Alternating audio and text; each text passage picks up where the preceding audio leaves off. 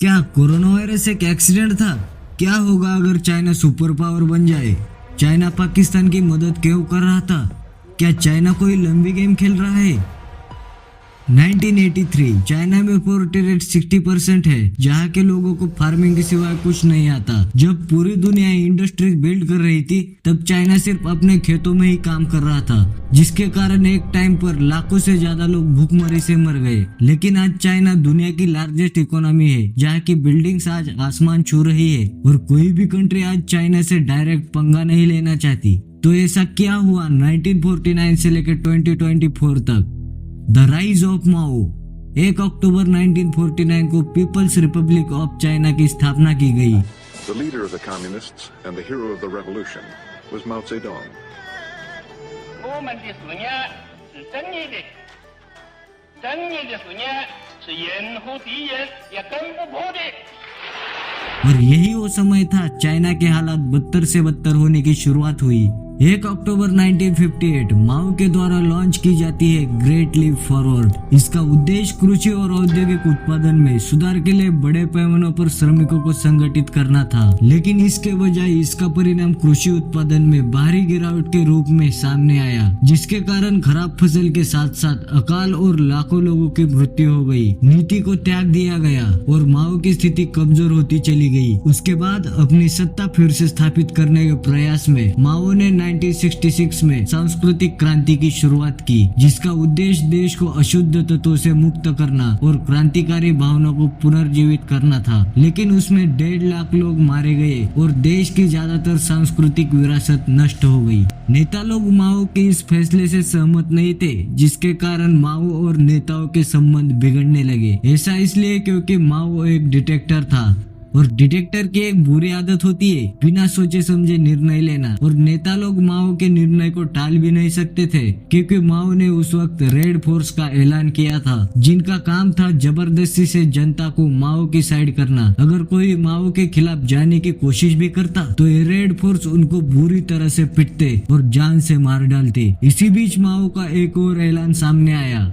मैं माओ त्से-तुंग अपने किसानों से कुछ कहना चाहता हूँ। आसमानों में उड़ने वाले गौरैया आपके खेत के अनाज को नुकसान पहुँचा रहे हैं। अगर आप एक गौरैया को मारेंगे तो आप अपने खेत के कई दानों को सुरक्षित कर सकते हो, और इसका फायदा आपको होगा। लेकिन माओ का ऐलान गौरैया और किसानों के लिए एक कहर बन चुका था। सारे आम गौरैया को मारा जाने लगा। ऐसा लग रहा था कि लोग गौरैया को मारने के लिए पागल हो चुके हो। मरे हुए गौरैया के साथ हर कोई अपनी फोटो खिंचवाकर खुद को चीन का रक्षक बताने लगा। इस पागलपन ने चीन को अंधा कर दिया था।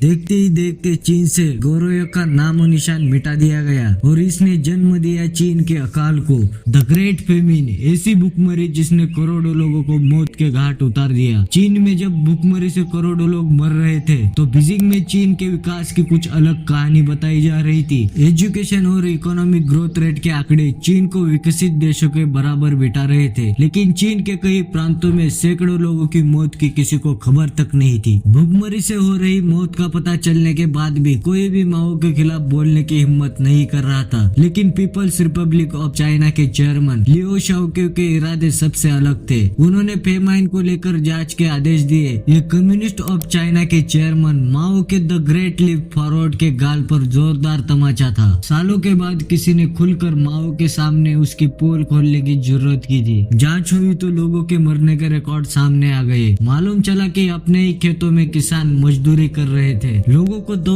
वक्त का खाना तक नसीब नहीं होता था। लोगों से जबरदस्ती स्टील की फैक्ट्रियों में काम कराया जा रहा था। इस रिपोर्ट ने चीन की राजनीति में हड़कंप मचा दी थी। लियो शाओक्यू ने तुरंत ग्रेट लीप फॉरवर्ड पर रोक लगाने के आदेश दिए और घटना को मैन मेड डिजास्टर करार दे दिया। किसानों को उनके खेत लौटा दिए, कलेक्टिवाइजेशन को हटा दिया।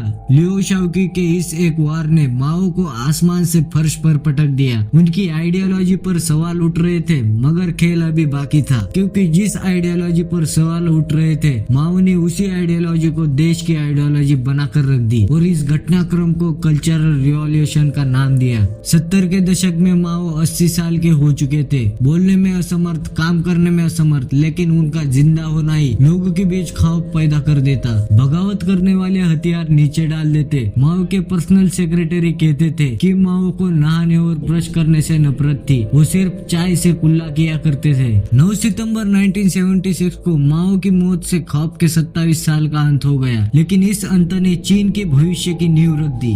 माओ के मरने के बाद चाइना में एक नए लीडर उभर कर आए, डेंग जियाओपिंग। इन्हें फादर ऑफ मॉडर्न चाइना भी कहा जाता है, क्योंकि उनके समय से ही चाइना का असली ट्रांसफॉर्मेशन शुरू होता है। डेंग जियाओपिंग वो शख्स जिसे खुद माओ ने अपना उपकप्तान चुना था। माओ जैसे दिखने वाले चुनिंदा चेहरों में से एक डेंग का चेहरा था। वो शख्स माओ के लैंड रिफॉर्म और ग्रेट लीप फॉरवर्ड के पीछे था। सांस्कृतिक क्रांति के वक्त माओ के दुश्मनों तक में शामिल हो गया था। एक वक्त में माओ के खिलाफ माने जाने वाले डेंग माओ के मौत के बाद बड़ी तेजी से चीन के सर्वोच्च नेता बन गए। 1978 में डेंग ने आर्थिक सुधारों की नीति को चीन में लागू किया। 1979 चीन पर इसका असर दिखना शुरू हो गया और माओ के बंद किए गए रास्ते डेंग ने दुनिया भर के लिए खोल दिए। डेंग एक ऐसे चीनी नेता के तौर पर उभर कर सामने आए जिसने वक्त को समझा। 1979 में उन्होंने अमेरिका का दौरा किया और वहां से कई बिजनेसमैन को चीन में इन्वेस्ट करने के लिए मनाया। साथ ही दुनिया को भी संदेश दिया कि चीन अब बदल चुका है। डेंग ने चीन में विदेशियों को बिजनेस करने के लिए एक स्पेशल इकोनॉमिक जोन बनाया, जहां फैक्ट्रियों को छूट मिली और टैक्स से राहत मिली और पूरे चीन का बाजार उनके लिए खोल दिया गया। जल्द ही चीन में इसका असर दिखना शुरू हो गया और दुनिया की कई बड़ी कंपनियां चीन में आने लगी। डेंग ने न सिर्फ बिजनेस के लिए चीन के दरवाजे खोले, बल्कि उन्होंने चीन को माओ की दलदल से बाहर निकाला। बिजनेस के बाद थी कृषि की बारी, जिसे ग्रेट लीप फॉरवर्ड की नीति ने बर्बाद कर दिया था। इसके साथ ही विज्ञान और सैनिक क्षेत्र में डेंग ने काफी जोर दिया, जिससे टेक्निक और ताकत दोनों ही मामलों में चीन दुनिया का सबसे शक्तिशाली देश बन गया।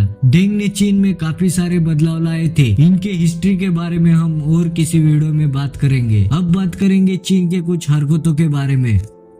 Defence analyst lieutenant colonel J S. Sodhi के अनुसार भारत और चीन के संबंध पहले अच्छे थे। 1949 में चीन में जब गृह युद्ध खत्म हुआ और चीन एक नए राष्ट्र के रूप में उभरा, तो चीन का एक हिस्सा ताइवान उससे अलग हुआ था। तब से ही भारत और चीन के संबंधों में खटास आनी शुरू हो गई। ये खटास इसलिए आई कि 1949 में चीनी गणतंत्र के फाउंडर नेता माओ ने कहा कि हथेली और 5 उंगलियों को चीन के कब्जे में लेना चाहिए। हथेली का मतलब था तिब्बत और 5 उंगलियों का मतलब था लद्दाख, सिक्किम, अरुणाचल प्रदेश, नेपाल और भूटान। यही से ही चीन की पड़ोसियों के प्रति नीति बदल गई। माओ के इस नापाक इरादे जाहिर होने के बाद चीन ने 1950 में तिब्बत पर कब्जा कर लिया। 1959 में तिब्बत से भागकर दलाई लामा ने भारत की शरण ली, तो भारत और चीन के बीच संबंध और ज्यादा बिगड़ गए। ये संबंध इस कदर बिगड़ गए कि 1962 में चीन ने विश्वासघात करते हुए भारत पर हमला कर दिया और दोनों देशों के बीच युद्ध हुआ।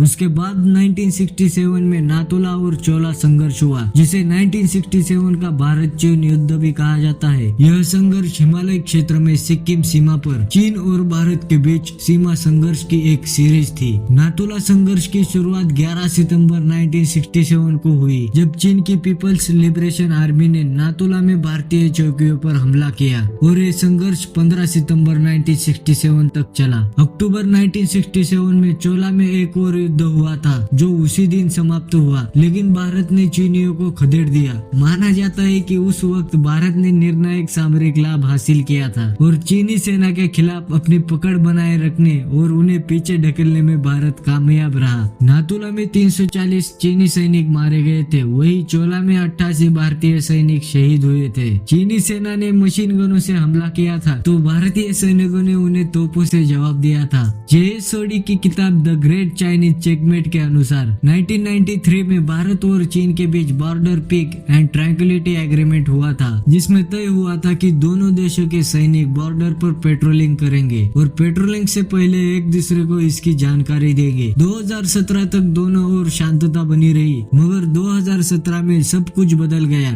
चीनियों ने अपनी औकात दिखा दी। उन्होंने डोकलाम क्षेत्र में अपनी सैनिक गतिविधियां बढ़ा दी। इस आक्रामक कार्रवाई से चीन ने अपने सैनिकों की बहुत बड़ी मूवमेंट की। ये कार्रवाई चीन की थिएटर कमांड से निर्देशित थी। चीन ने 2015 में कई नए थिएटर कमांड बनाए थे। चीन की सेनाओं ने थिएटर कमांड के मुताबिक सीमाओं पर आक्रामक कार्रवाई शुरू कर दी। उसने कई नए जगहों पर विवाद के क्षेत्र खड़े कर दिए। 2020 में चीन ने गलवान वैली में अपनी आर्मी भेजी, जिसमें भारतीय सैनिकों के साथ काफी संघर्ष हुआ। तब से लेकर आज तक भारत चीन के बीच संबंध कभी सामान्य नहीं रहे। जयेश सोडी के अनुसार 5 फरवरी 2024 को अमेरिकी की सरकारी agency direct of national intelligence ने बताया कि जिस तरह से भारत और चीन के बीच तनाव बढ़ते चले जा रहे हैं, वो धीरे धीरे युद्ध की तरफ बढ़ते चले जा रहे हैं। द ग्रेट चाइनीज चेकमेट किताब के अनुसार हांगकांग से प्रकाशित होने वाले चीन की सरकारी अखबार में कहा गया है कि अगले 11 सालों में यानी 2035 तक 3 हमले हो सकते हैं। इनमें सबसे पहला हमला 2027 में ताइवान के साथ हो सकता है। उस वक्त चीन ताइवान पर हमला करेगा। दूसरा हमला 2029 में दक्षिण चीन सागर में स्थित स्पार्टले आइलैंड पर होगा, जो वियतनाम, फिलीपींस, मलेशिया से घिरा हुआ है। ये द्वीप राजनीतिक रूप से बेहद अहम माना जाता है। इसके अलावा एक हमला चीन और पाकिस्तान मिलकर भारत पर 2035 में करेंगे। ये 2 फ्रंट वॉर हो सकती है, जिसके तहत चीन अरुणाचल प्रदेश के सीमा पर जंग छेड़ेगा और पाकिस्तान जम्मू कश्मीर में लड़ाई करेगा। इसलिए चीन डेंजरस है और चीन पर कभी भरोसा नहीं किया जा सकता। वैसे चीन के इस खबर के बारे में आपकी क्या राय है, कमेंट में जरूर बताना। और मैंने कुछ गलत बात कही हो तो मुझे माफ करना। दोस्तों, अगर आप ऐसे और भी वीडियो चाहते हो तो हमारे चैनल को सब्सक्राइब कर सकते हो। मैं मिलूंगा अगली वीडियो में। तब तक के लिए जय हिंद, जय भारत।